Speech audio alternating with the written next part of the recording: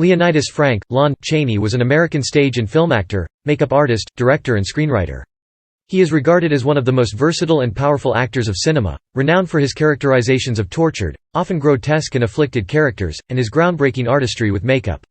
Chaney was known for his starring roles in such silent horror films as The Hunchback of Notre Dame and The Phantom of the Opera. His ability to transform himself using makeup techniques he developed earned him the nickname, the Man of a Thousand Faces. Early life. Leonidas Frank Chaney was born in Colorado Springs, Colorado in 1883, to Frank H. Chaney and Emma Alice Chaney. His father was of English and French ancestry, and his mother was of Scottish, English, and Irish descent. His great-grandfather was Congressman John Chaney.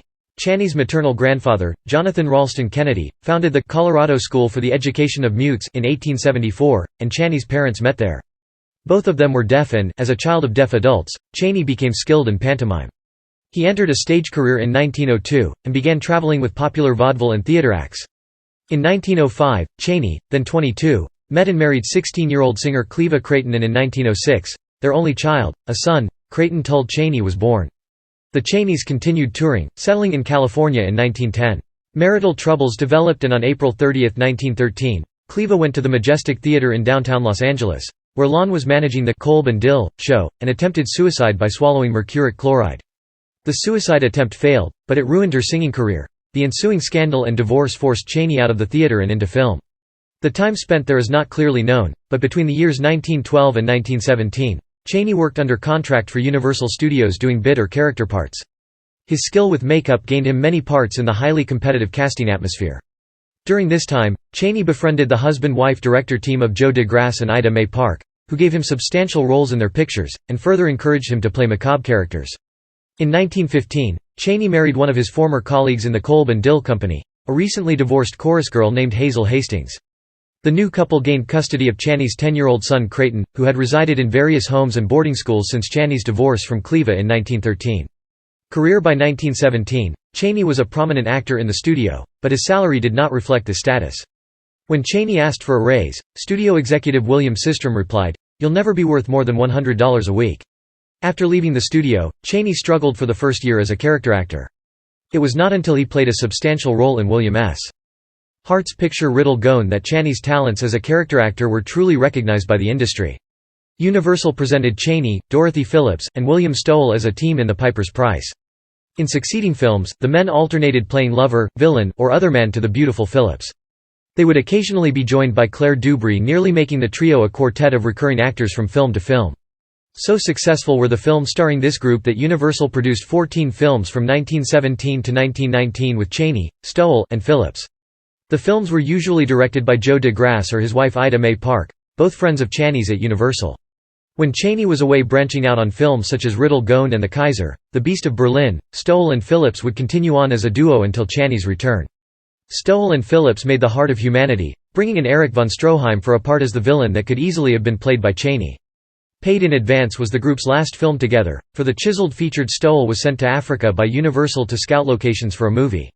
En route from one city to another, Stowell was in the caboose when it was hit by the locomotive from another train. He was killed instantly.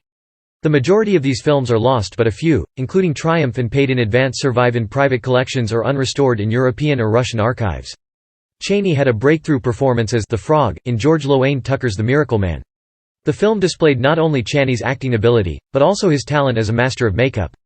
Critical praise and a gross of over $2 million put Chaney on the map as America's foremost character actor. Chaney exhibited great adaptability with makeup in more conventional crime and adventure films, such as The Penalty, in which he played a gangster with both legs amputated. Chaney appeared in 10 films directed by Todd Browning, often portraying disguised and/or mutilated characters, including carnival knife thrower Alonzo the Armless in The Unknown opposite Joan Crawford.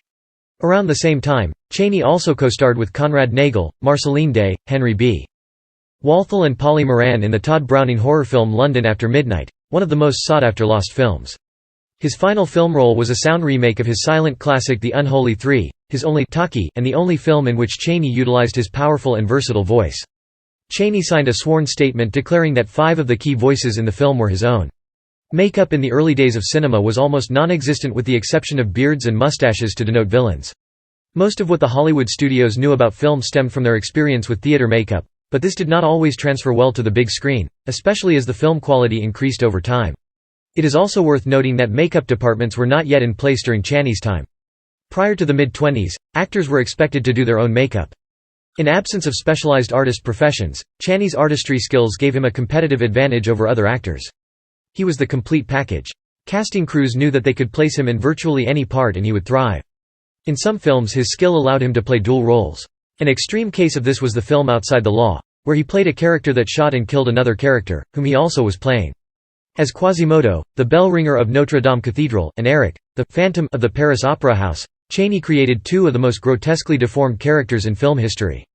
However, the portrayals sought to elicit a degree of sympathy and pathos among viewers not overwhelmingly terrified or repulsed by the monstrous disfigurements of these victims of fate.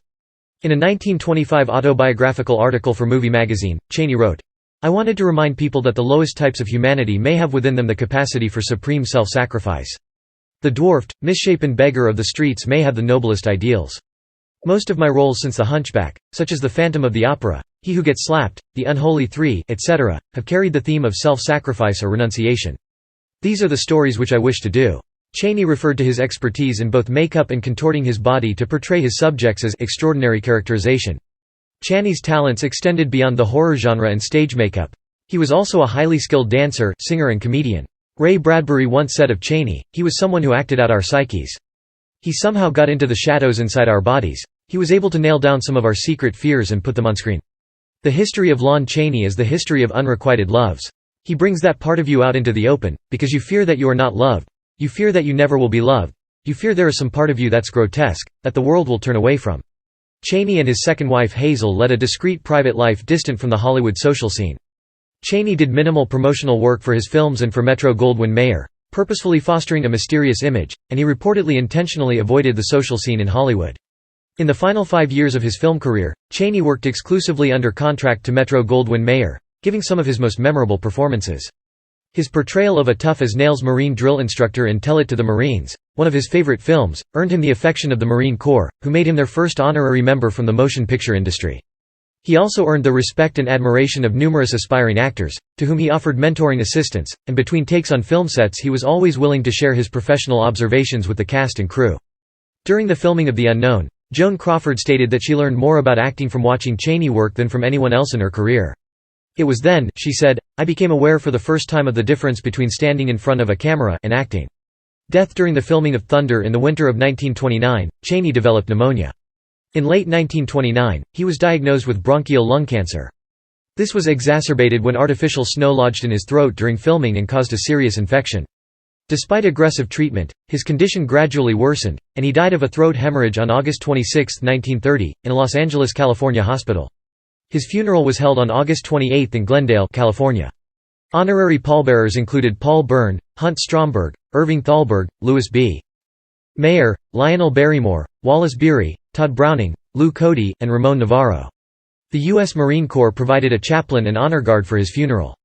While his funeral was being conducted, all MGM studios and offices observed 2 minutes of silence. Chaney was interred at Forest Lawn Memorial Park Cemetery in Glendale, next to the crypt of his father. His wife Hazel was interred there upon her death in 1933.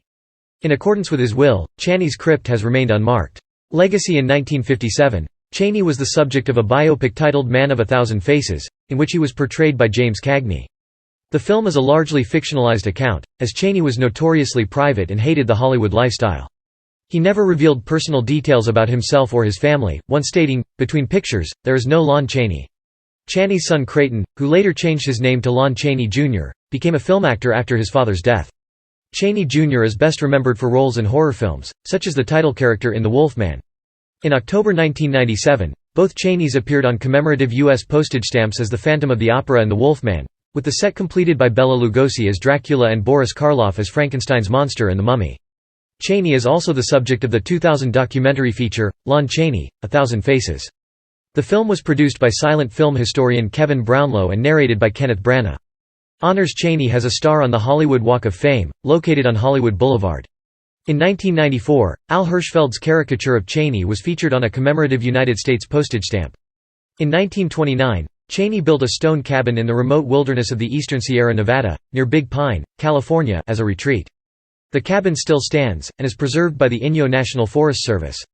Following his death, Chaney's famous makeup case was donated to the Los Angeles County Museum by his widow, Hazel. The case is occasionally displayed for the public.